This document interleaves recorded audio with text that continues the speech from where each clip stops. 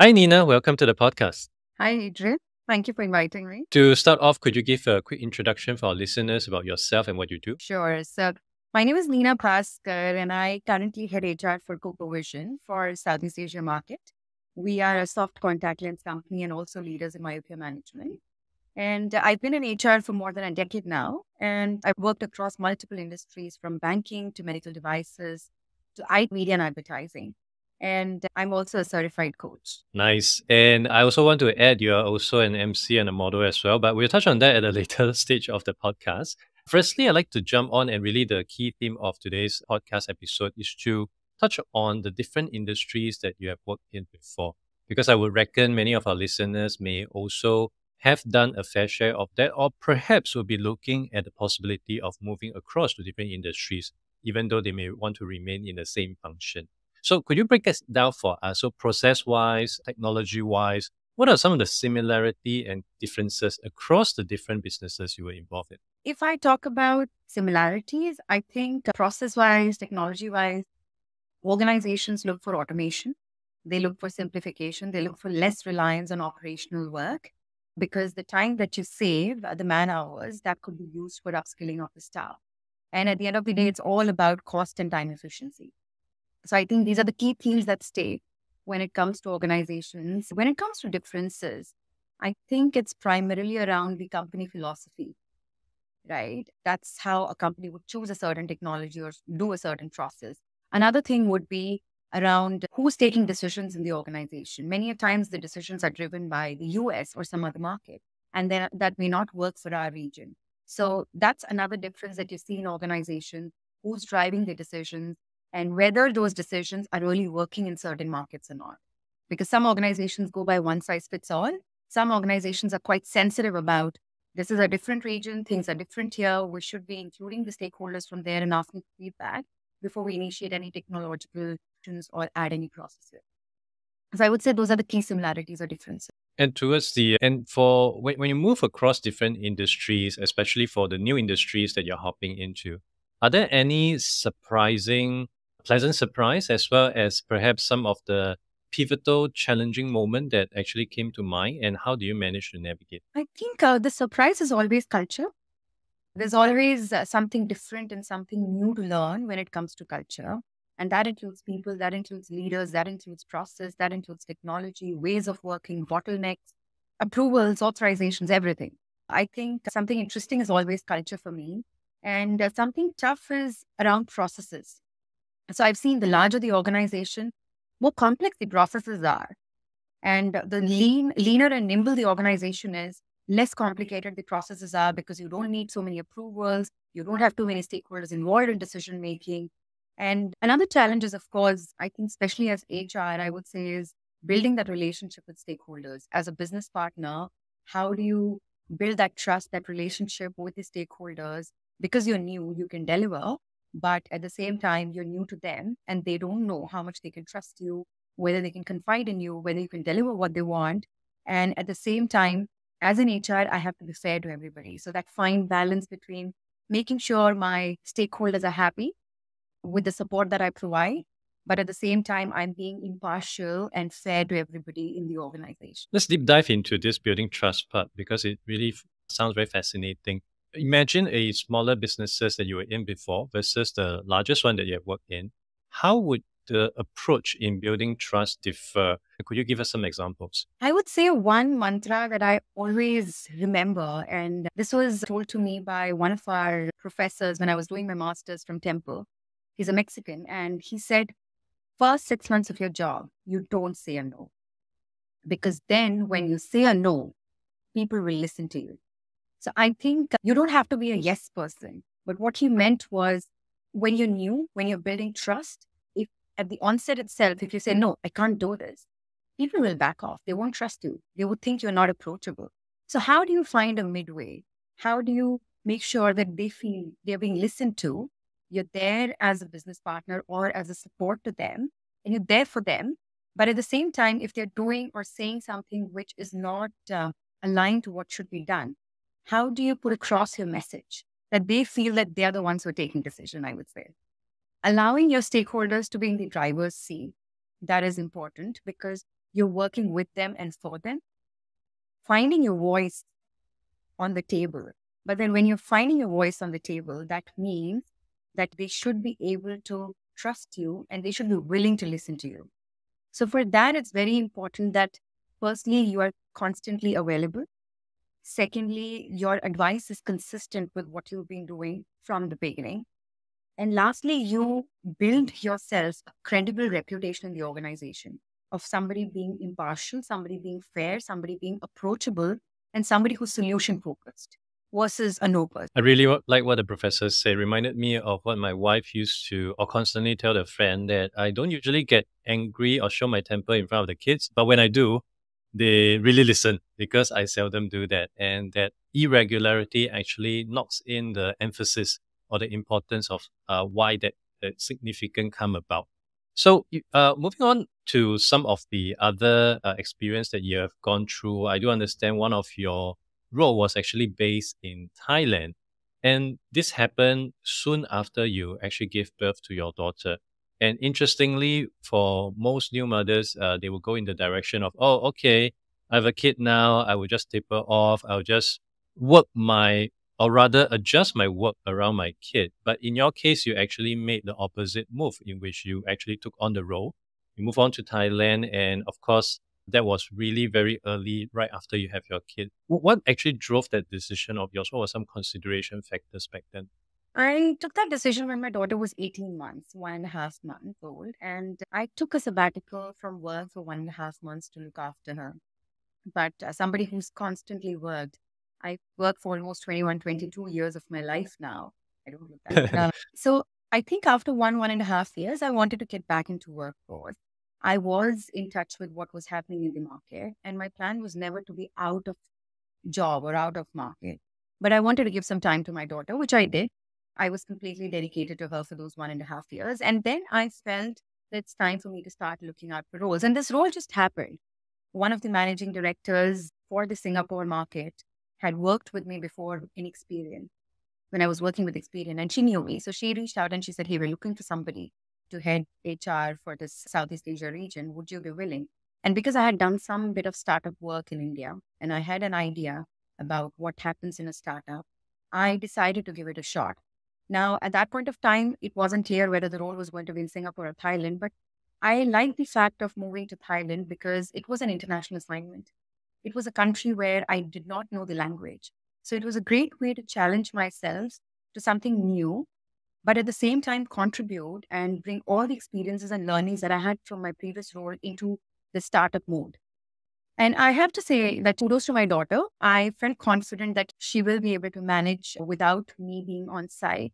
So I could take that out. Do you think that experience, that absence of yours during a period of time, somewhat may have brought about some positive learnings for your daughter? She's yet to articulate that experience. I'm not even sure if she remembers that, but I remember when she was that small, she would wait for me to come back from Bangkok because every 2 weeks or 1 week I would come over the weekend. And the first thing she would do is she would open my bag to see what I've gotten for her. And then when I'll be leaving, she'll help me to pack my bags, which was very interesting. And she's barely, 1.5 years old. But that level of maturity, flexibility that she showed, because I don't remember a single night where she cried for me when I was away, that really helped me to move forward in my career, which includes even today when I have to travel for work and she's fine. She wants gifts still now, but she's okay if I was to travel. And I think one message that I wanted to give to my daughter was that you don't have to choose between work and family. Yeah, you need a support system. We all need a support system. And thankfully I had. But if you have a support system, leverage on it. Don't be ashamed of leveraging on the support system resources available, because that's the only way you can push forward. You cannot do everything alone. So if you have help, you have support, use it and then move forward, because you're also setting examples for others.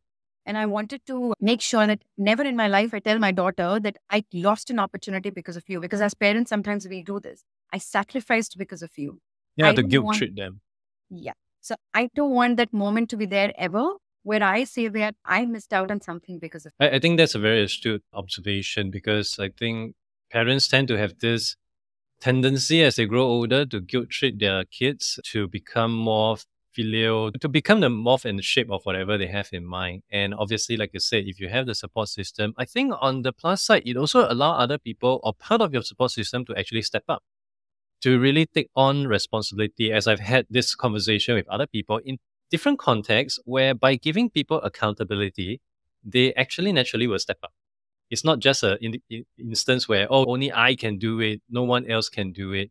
So I really like that approach. And of course, with all that going on in your space, over and above being a mother, being on the go in a HR leadership role, you also happen to be an MC model as well as an executive coach. I think another thing that a lot of HR leaders may find challenging in their day to day is, even if they only have a fraction of what you have right now, there just doesn't seem to be enough time. How do you personally manage to squeeze so many different roles into 24 hours? I think 24 hours is enough. Don't we need just 8 hours to sleep? We still have, 16, 17 hours. And I don't think I am actually the perfect example of leveraging on 24 hours. I also know other people, and those guys, those people are commendable, where every text you send, they're responsive. Every time you reach out to them, they are there. Every time you say, I need this information or this help, they're there. People know them just by their name because they're so responsive and available for things. Just going back to your question, I would say 24 hours is enough for all of us. It's just about how you plan and manage. So if I have to do something which is, let's say, around MCing, how much time is it going to take me? If it's over the weekend, how much time do I need to contribute? Is it something where I can invite my parents, my daughter, my family? I would do that so that they can also be part of that event, a celebration. And it's also a way of telling my daughter that she can be part of different things also. Time and again, I want to introduce her to different things and then let her choose what she wants to in life eventually.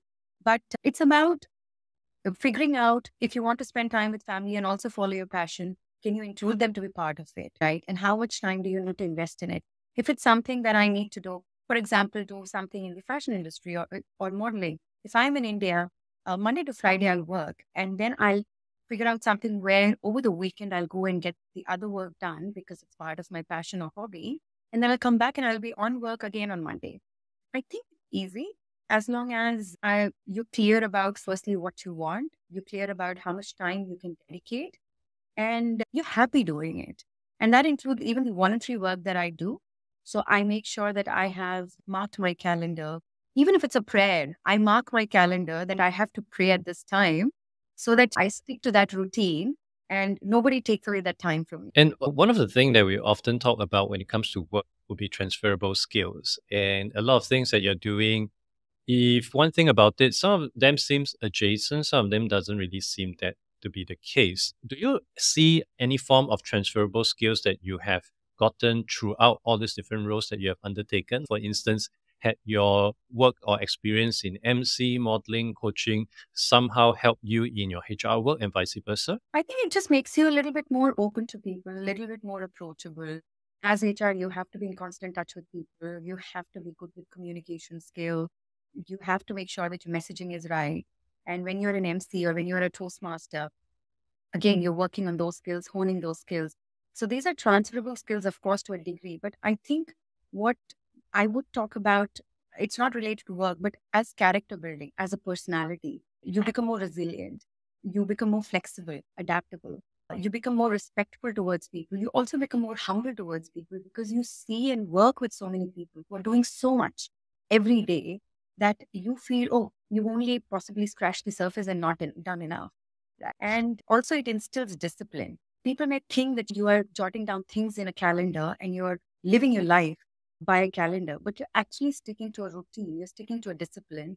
You're sticking to a purpose that you have in life. That's how I see it. And of course, with so many things already on your plate, but you also mentioned about taking on new things. Are there any new things that you're looking forward to over this year? A lot of different things, but I'm still planning it. And I'm always open to opportunities, Adrian. So when some thought or idea comes to my mind that includes my coaching certification, I would just think, what do I do more? And I realized that when I think like that and I leave it, some opportunity appears. Now, then it's my decision whether I see it as an opportunity to grow further or I see it as something which is time investment and do I want to do it or not.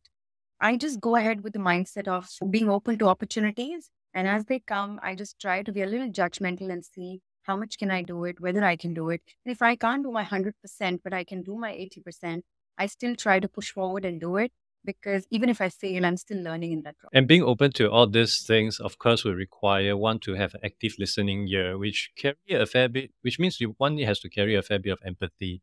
And interestingly, on your LinkedIn profile, you have a position since March 2022 as Chief Empathy Officer. Could you tell us more about that? How did that come about and what exactly does it encompass? So I was thinking if I should take it down a month, to be honest, because this was a campaign that was run last year by the CEO magazine. I was working with them at that point of time, and they had tied up with Catalyst. Catalyst is a non-profit organization, and they decided to come up with leverage on CEO magazine's template and come up with this theme on empathy, on break the bias. We all who were employees of the organization decided, more or less all of us decided to embark on that journey. And because empathy is something which is not going to go out of fashion. You needed it before, you need it now, and possibly in the future, you'll need it more. When I was thinking about, oh, should I take it down? It's new International Women's Day theme coming up. Then I decided no, because as I said, it's not going to go out of fashion. And be it HR or be it a mom or be it just being a human being, that is one trait or value system that I need to build in myself and people around me. And on empathy itself, I think many people would agree that is something quite necessary in today's world, especially as things become more and more noisy. But is it also something that is perhaps innate in us? That means it just comes naturally, we are born with it. And for people who don't really have that, but is aware enough to know that empathy is necessary, are there things that they can do to build onto it or to really help expand this part of the muscle that they have? Empathy to a degree is intrinsic. I would agree with the first statement that you said, but can we hone that skill in people? To a degree, yes. I think a lot of people who lack empathy, and I don't want to get into any controversial discussion or comments here in future, but I personally feel, this is my personal opinion, that people who have less empathy or who lack empathy, they have less sense awareness. The more you get self aware of yourself, is the more you realize how you're reacting to people around you, what your reactions are doing to people around you. And the more you realize about yourself and about what people are feeling because of your actions and decisions or emotions or reactions, that leads to an increase in empathy in people. I think as much as it's intrinsic in many of us, it is also something that can be taught to a degree. And the first step to that would be self-awareness or self. And throughout our conversation, I think one of the key things that wasn't really mentioned was the adoption or necessity of HR certification. And I do understand during our pre-call, we had a discussion on this about how such certification, in your opinion, isn't really that necessary. Could you describe and also expand a little bit on that? What causes such viewpoint and what do you think HR should do instead? I don't want to offend anybody. This is just my personal opinion, and I respect everybody who aligns with having all sorts of certifications for HR. It is just that when I look at my career and the breadth of work that I've done, and I've been fortunate to work across different industries and different facets of HR. So I was lucky to do that. I just felt after getting a master's from Temple in HR that do I need another certification? Does that add value to my experience? And how can that certification add value to what I'm offering to my stakeholders? Which is when I came across coaching. And I said, as HR, we do listen to our stakeholders. We do provide some advisory services. And we do tell everybody that mentorship is so important. But what about coaching?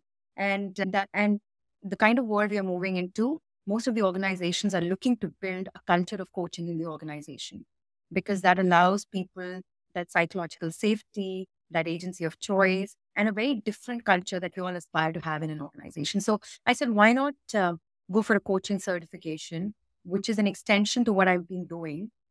And I must say that in going into a certification is when you realize that whatever definition and notions of coaching you had, they are totally different to what coaching is all about. I'm glad that I did that because that kind of educated me on what coaching is versus the definition that I had. So looking at all this different kind of experience, I guess after all would help you to form a better person in yourself. And of course, all this will cut across the different facets of your life from being it your personal job to the activism that you're involved in, as well as all the other stuff that you have on your plate. So on that notion, I think a lot of people can really take heart and really look at the kind of journey that I've gone through, and hopefully some of the steps that you have undertaken would be good inspiration for them to perhaps explore new stuff on the side. Don't be afraid to take on new responsibility. And importantly, is to have that empathy muscle in all of them, in which, of course, through your coaching experience, it really helped you to build up over a period of time. But for everyone else out there, I don't think you would need to jump straight into the deep end of the pool and say, hey, I also want to be an executive coach like Nina, but at least put yourself in situation where you can actually build up that muscle in being empathetic. I think that is at the very least a good start for everyone out there. So for people who is keen to learn more about yourself as well as what you do, where would you recommend them to go to? They can always find me on LinkedIn. Okay, awesome. We'll put this into the show notes. Nina, thank you so much for coming onto the show today to share more with us about your journey from the very beginning until what you're currently doing, how you managed to squeeze all these different things onto your small little plate. And hopefully that will act as an inspiration for many of us out there who tend to see our job as the only thing that is occupying our time. But in fact, it is possible to have a multifaceted life, just like yourself. And actually, that might help you to achieve a much more fulfilling life professionally and personally as well. Thank you so much. Thank you, Adrian. Thank you for inviting me.